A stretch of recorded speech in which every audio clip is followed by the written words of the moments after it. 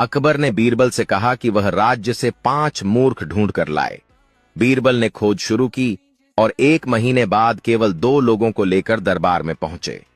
अकबर ने नाराज होकर कहा कि मैंने तो 5 मूर्ख लाने को कहा था, तुम सिर्फ 2 ही क्यों लाए? बीरबल ने विनम्रता से कहा कि हजूर, 5 मूर्ख हाजिर हैं, बस उन्हें पेश करने की इजाजत दीजिए। अनुमति मिलने पर बीरबल ने पहले आदमी की ओर इशारा करते हुए कहा कि यह पहला मूर्ख है। मैंने इसे बैलगाड़ी पर बैठकर भी अपना बैग सिर पर ढोते देखा। जब मैंने कारण पूछा तो इसने कहा कि कहीं बैल पर ज्यादा बोझ न पड़ जाए, इसलिए बैग सिर पर रखा है। बीरबल ने फिर दूसरे आदमी को दिखाते हुए कहा कि यह दूसरा मूर्ख है। मैंने इसे अपने घर की छत पर उगी घास खिलाने के लिए भैंस को छत पर चढ़ाते देखा। पूछने पर इसने बताया कि छत पर घास उगाती है, इसीलिए भैंस को वहीं ले जाकर चरा देता हूं।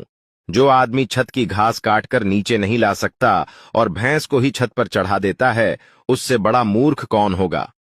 इसके बाद बीरबल ने कहा कि तीसरा मूर्ख मैं स्वयं हूं, क्योंकि राज्य के इतने महत्वपूर्ण काम होने के बावजूद मैं 1 महीने तक मूर्खों को ढूंढने में समय बर्बाद करता रहा। फिर उन्होंने अकबर की ओर देखकर कहा कि चौथे मूर्ख आप हैं, जहांपना, क्योंकि पूरे राज्य की जिम्मेदारी आपके कंधों पर है, फिर भी आपने मुझे ऐसा काम सौंपा जिसमें कोई लाभ नहीं।